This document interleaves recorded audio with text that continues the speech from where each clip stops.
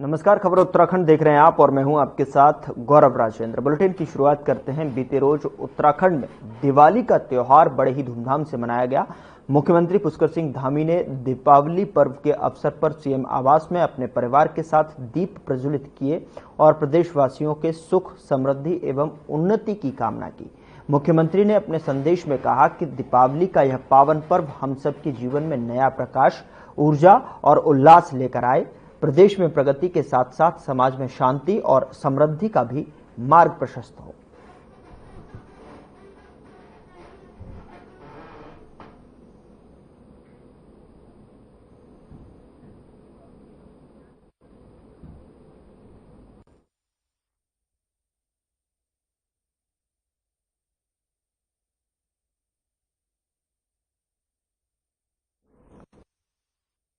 उधर मुख्यमंत्री पुष्कर सिंह धामी से मुख्यमंत्री आवास में जनप्रतिनिधियों, अधिकारियों और प्रदेश से आए अनेक लोगों ने भेंट कर उन्हें दीपावली की शुभकामनाएं दी हैं। मुख्यमंत्री ने भी सभी को दीपावली की शुभकामनाएं देते हुए सबके सुखमय जीवन की कामना की है।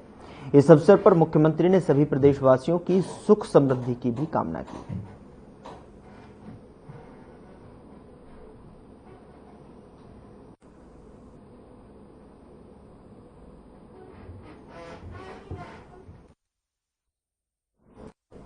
खबर देहरादून से है, जहां उत्तराखंड भाजपा केदारनाथ उपचुनाव में जीत को लेकर पूरी तरह से आश्वस्त है, तो वहीं भाजपा के प्रदेश महामंत्री आदित्य कोठारी ने प्रेस वार्ता में दावा किया है कि केदारनाथ की जनता भाजपा को भारी बहुमत से उपचुनाव जिताने वाली है।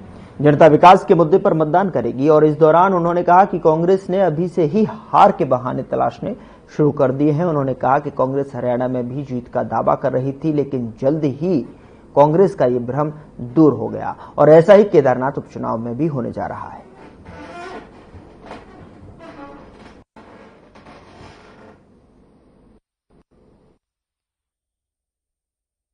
कांग्रेस जिस तरह से हरियाणा में प्रफुल्लित थी कि कांग्रेस की सरकार बनने जा रही है, शुरुआती रुझानों में उन्होंने देखा कि उनकी पार्टी आगे बढ़ती जा रही है और अचानक जब उनकी पार्टी धीरे धीरे उसकी हवा निकलने लग गई और परिणाम पूरी तरह से भारतीय जनता पार्टी के पक्ष में आया, तो फिर वो चुनाव आयोग पर आरोप लगाने लग गए, ईवीएम पर आरोप लगाने लग गए।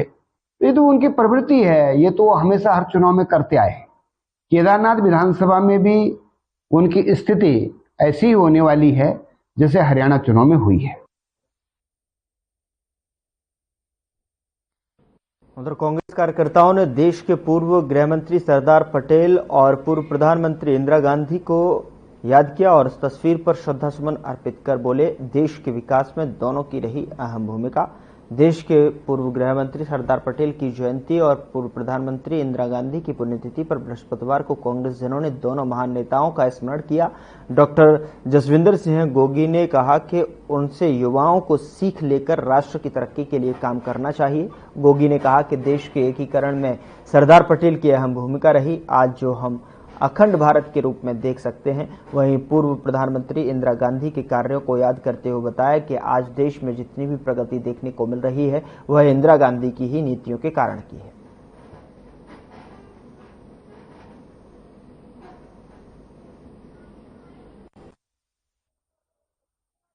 देखिए, आज इंदिरा गांधी जी का शहादत दिवस है और हमारे वरिष्ठ नेता सरदार वल्लभ भाई पटेल जी का जन्म दिवस है।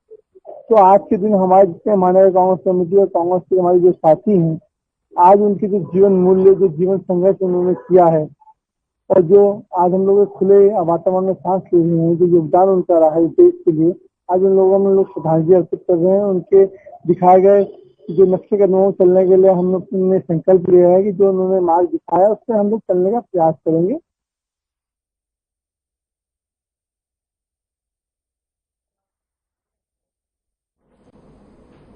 भारतीय मानक ब्यूरो द्वारा बनाए गए विभिन्न मानक आम नागरिकों का जीवन सुरक्षित बनाने के लिए बेहद आवश्यक हैं। बता दें कि BIS मोबाइल केयर ऐप से इन उत्पादों की शुद्धता को परखा जा सकता है। यह जानकारी भारतीय मानक ब्यूरो देहरादून शाखा के निदेशक और प्रमुख सौरभ तिवारी ने मीडिया सेंटर में आयोजित पत्रकार वार्ता में उन्होंने कहा कि मोबाइल केयर ऐप के माध्यम से उपभोक्ता घर बैठे असली और नकली उत्पादों की पहचान कर सकते हैं, तो वहीं मोबाइल ऐप को प्ले स्टोर से डाउनलोड किया जा सकता है। उन्होंने कहा कि त्योहार के सीजन में विशेषकर सोना खरीदते समय उपभोक्ताओं को BIS हॉलमार्क जरूर देखना चाहिए। क्षेत्र है हमारे देश में समस्त ग्राम पंचायतों का संवेदीकरण कार्यक्रम भारतीय मानक ब्यूरो ने शुरू किया सन 2023 के शुरू। वो संवेदीकरण कार्यक्रम किससे संबंधित था? वो संबंधित था कि कृषि क्षेत्र में जो भी कृषि उपकरण उपयोग में आते हैं, चाहे वो उर्वरक हो और उसके अलावा फार्म इम्प्लीमेंट्स के अलावा चाहे आपके भारतीय मानक ब्यूरो ने बनाया है। और अब हम लोगों ने ये बीड़ा उठाया है कि जितने भी प्रांत में स्टेट एग्रीकल्चर यूनिवर्सिटीज है उनको अपने संपर्क में लाके उनके साथ मिलकर उस पर काम किया जाए।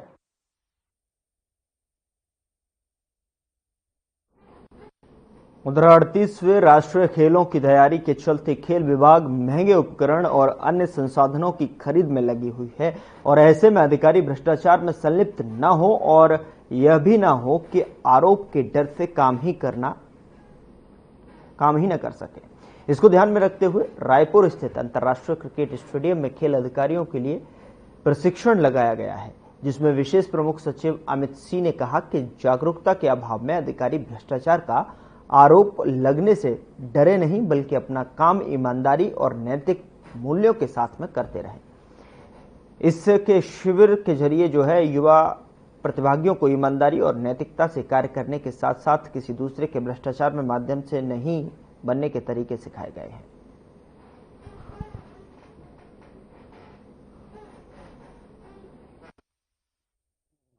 जैसा कि आपको विदित है कि हमारे नेशनल गेम्स बिल्कुल अब अपने आज 90 दिन बचे हैं।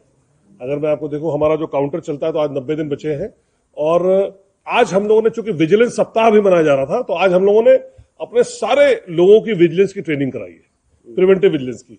ये मैं बल्कि आपके माध्यम से सभी को कहूंगा कि जो कि क्योंकि एक भय का माहौल रहता है कई बार विभागों में, तो किसी प्रोक्योरमेंट को करने में या कोई बड़े काम को करने में जब कोई ऐसा आता है तो इसलिए ट्रेनिंग की आवश्यकता थी हमारी टीम को। हमारी टीम में कई सारे लोगों को इस बात की आवश्यकता थी कि कैसे क्या कर सकते हैं।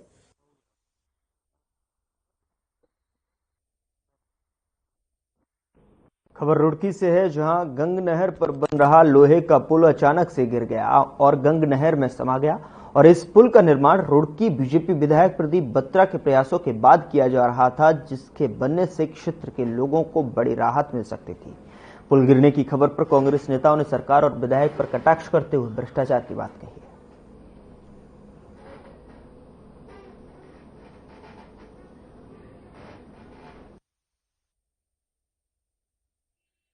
मामला विधायक का, सांसद का मामला, 50% कमीशन का मामला, ये तो अभी शुरुआत में गिर गया, पता लग गया जाए कितनी चोरी इसमें। ये पुराने पिलर लगा रखे।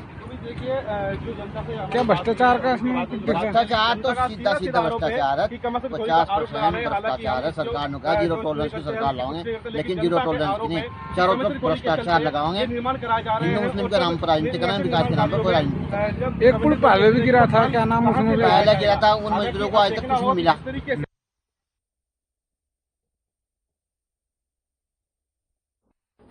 उधर कोटद्वार में कुछ लोग ऐसे भी हैं जो अपनी सामाजिक जिम्मेदारियों को बखूबी समझते हुए उनका निर्वहन कर रहे हैं। बता दें कि कोटद्वार के योगी जगत नारायण भी उन्हीं लोगों में से एक हैं जो कि बिना किसी स्वार्थ और लालच के ट्रैफिक पुलिस का सहयोग कर रहे हैं। यातायात व्यवस्था को सुगम बनाए रखने के लिए योगी जगत नारायण सुबह से रात तक पुलिस का सहयोग करते हैं।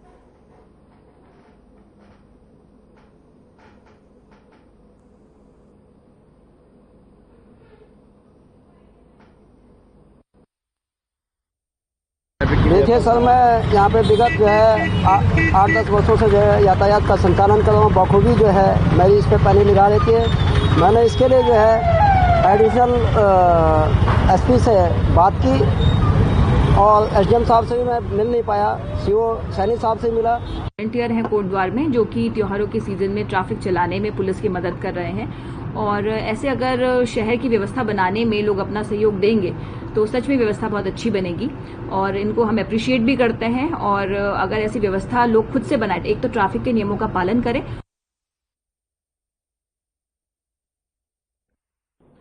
दिवाली के पावन पर्व पर पटाखे जलाने के बाद लोगों में स्वास्थ्य संबंधित मामले भी देखने को मिल सकते हैं, जिससे लेकर जिला स्वास्थ्य विभाग ने अपनी तैयारी कर ली है। आपको बता दें कि इस तैयारी पर देहरादून के सीएमओ डॉक्टर संजय जैन ने कहा कि सभी अस्पतालों को निर्देश दिए गए हैं कि दिवाली पर आग की लगने की घटना काफी देखने को मिलती है, जिसमें लोगों के झुलसने के मामले भी सामने आते हैं। तो मुख्य रूप से सभी अस्पतालों में बर्न स्पेशलिस्ट 24 घंटे तैनात रहेंगे। साथ ही उन्होंने कहा कि सांस से संबंधित मामलों के लिए भी स्पेशलिस्ट 24 घंटे अस्पताल में तैनात रहेंगे।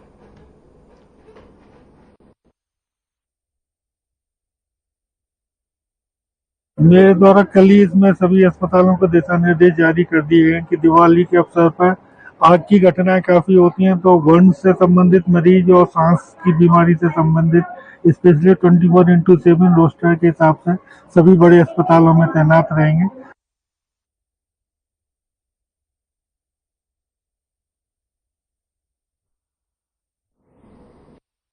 यहां रुक रहे हैं एक छोटे से ब्रेक के लिए। ब्रेक के उस पार खबरों का सिलसिला लगातार जारी है।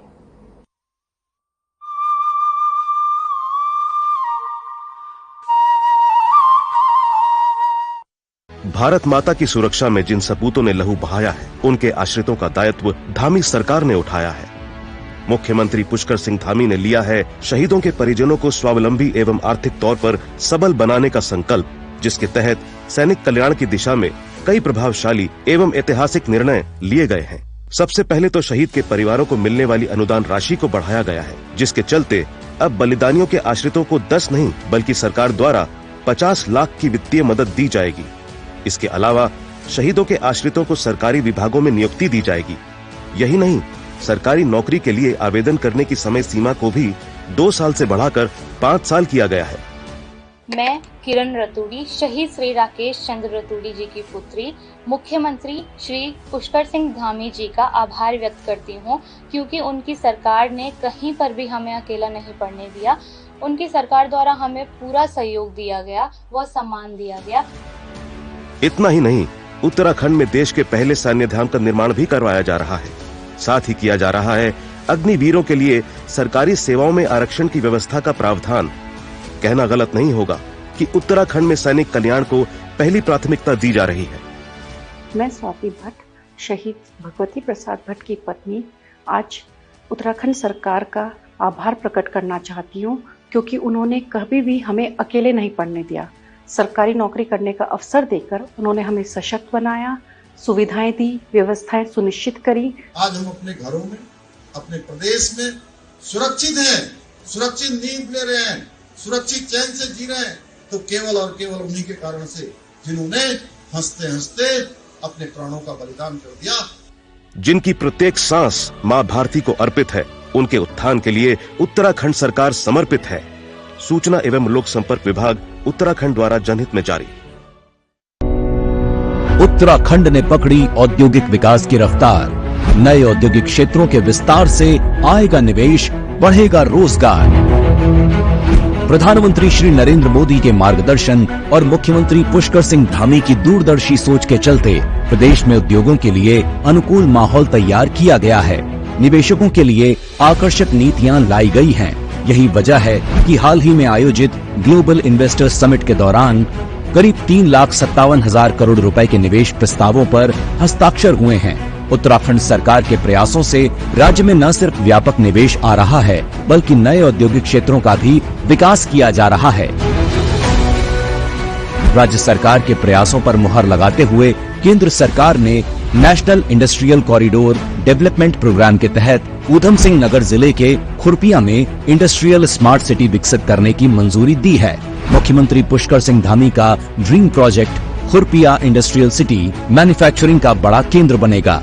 यहाँ 1265 करोड़ रुपए की लागत से 1002 एकड़ भूमि पर उद्योगों की स्थापना की जाएगी। परियोजना के माध्यम से करीब 20,000 करोड़ रुपए का निवेश आकर्षित किया जाएगा, जिससे राज्य में 75,000 से अधिक युवाओं को प्रत्यक्ष रूप से रोजगार मिलेगा। खुरपिया औद्योगिक क्षेत्र में automobile industry, auto components, engineering और फैब्रिकेशन की इकाइयों पर फोकस किया जाएगा। देश का प्रमुख औद्योगिक गलियारा अमृतसर कोलकाता इंडस्ट्रियल कॉरिडोर खुरपिया के करीब से होकर गुजरता है। कॉरिडोर से जुड़ने के कारण खुरपिया की रोड, रेल और एयर कनेक्टिविटी मजबूत होगी, जिससे औद्योगिक उत्पादों के निर्यात में सुविधा मिलेगी। नए औद्योगिक क्षेत्रों के विकास और व्यापक निवेश आकर्षित करके धामी सरकार सशक्त उत्तराखंड की मजबूत नींव रख रही है। औद्योगिक विकास ने पकड़ी रफ्तार, बढ़ रहा निवेश, मिलेगा रोजगार।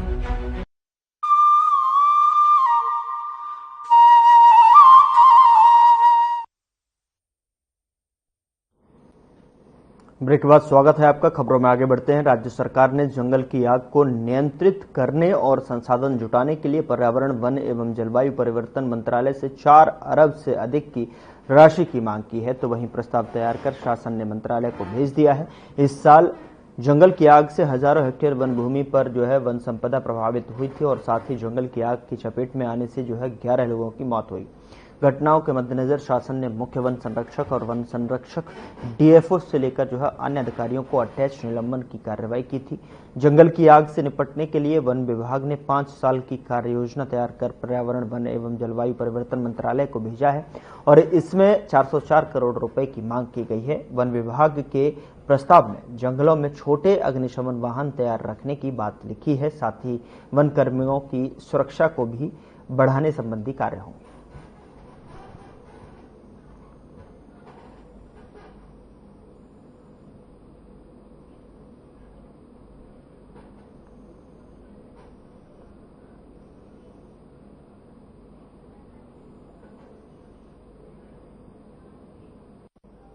उधर दिनेशपुर के शिव मंदिर पार्क में क्षेत्र के युवाओं द्वारा 2100 दीप जलाकर नशे के खिलाफ एक अभियान चलाने के साथ उद्योगपति रतन टाटा को श्रद्धांजलि दी गई और इस दौरान शिव मंदिर पार्क में 2100 दीपक जलने से पूरा पार्क जगमगा उठा। और इस दौरान भारतीय जनता पार्टी के जिला अध्यक्ष गुंजन सुखीजा का कहना है क्षेत्र के युवाओं के द्वारा नशे के खिलाफ एक अभियान के तहत दीप जलाकर लोगों को जागरूक करने का काम किया है और इसके साथ साथ उद्योगपति रतन टाटा को स्थानीय युवाओं ने श्रद्धांजलि दी है। यह बहुत बड़ी पहल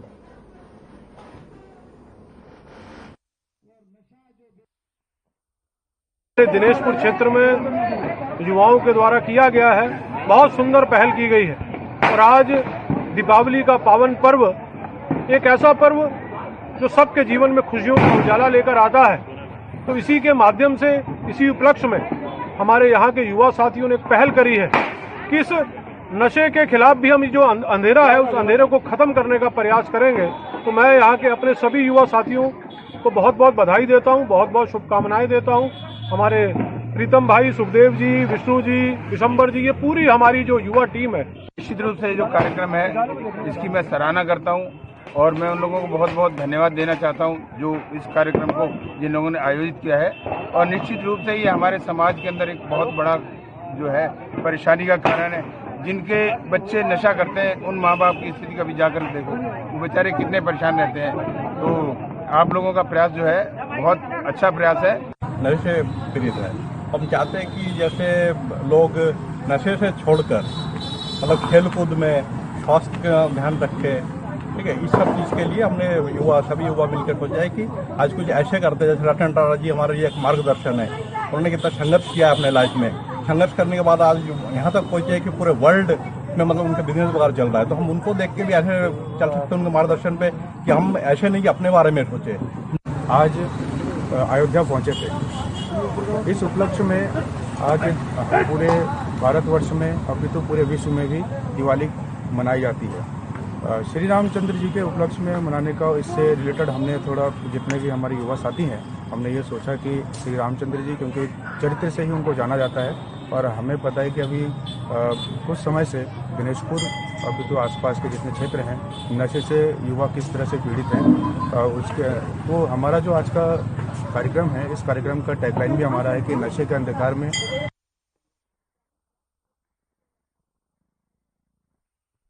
रामनगर शहर में एक नशेड़ी नाबालिग किशोरी के संपर्क में आने से 20 से अधिक लोग जो है HIV पॉजिटिव पाए गए हैं, जिसमें कि कुछ महिलाएं भी शामिल हैं। घटना के बाद पूरे शहर में हड़कंप मचा हुआ है, तो वहीं स्वास्थ्य विभाग और पुलिस प्रशासन भी जांच में जुटा हुआ है। बता दें कि इस किशोरी के संपर्क में कई नशेड़ियों के आने के बाद वो भी HIV पॉजिटिव पाए गए और उनमें से कई शादीशुदा हैं, जिसके बाद उनकी पत्नियां भी HIV पॉजिटिव पाई गई हैं। इस मामले का पता जब चला, जब किशोरी के संपर्क में आए नशेड़ियों के स्वास्थ्य में कमजोरी और अन्य शिकायतें मिलने के बाद में अपना परीक्षण कराने पहुंचे, तो उनकी कराई गई जांच में HIV संक्रमित होने की पुष्टि प्राप्त हुई। मामले में जानकारी देते हुए जिले के मुख्य चिकित्सा अधिकारी डॉक्टर हरीश पंत ने बताया कि रामनगर में पिछले 3 से 4 वर्ष में हर वर्ष करीब 20 केस जो है HIV पॉजिटिव पाए जाते हैं। रामनगर में पिछले कई 3-4 साल से करीब 20 के आसपास हर साल केस आ रहे थे, लेकिन इस बार अप्रैल 2024 से 6 महीने में ही 19 केस आ गए हैं, जो कि वास्तव में चिंताजनक है। इनका जो है सरकारी अस्पताल में ही इनके टेस्ट किए गए थे और इनको ART सेंटर सुशीला तिवारी के लिए संदर्भित कर दिया गया और इस तरह की जांच की जा रही है कि क्या किसी सामूहिक उससे फैला है या अलग अलग क्लस्टर से केस आए हैं, तो इसकी जांच की जा रही है।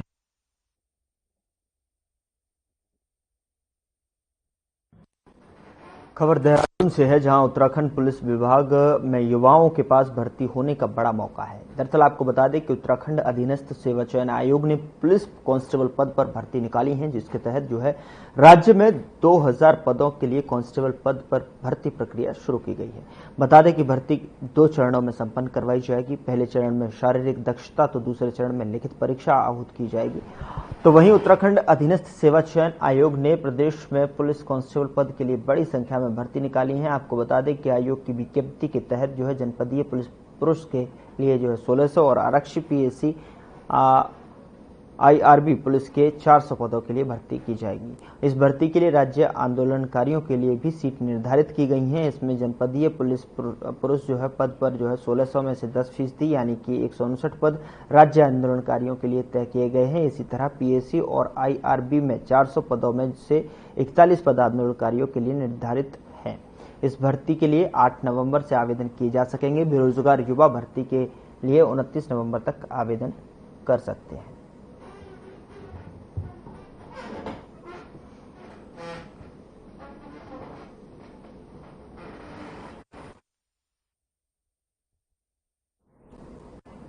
फिलहाल बुलेटिन में इतना ही। नमस्कार।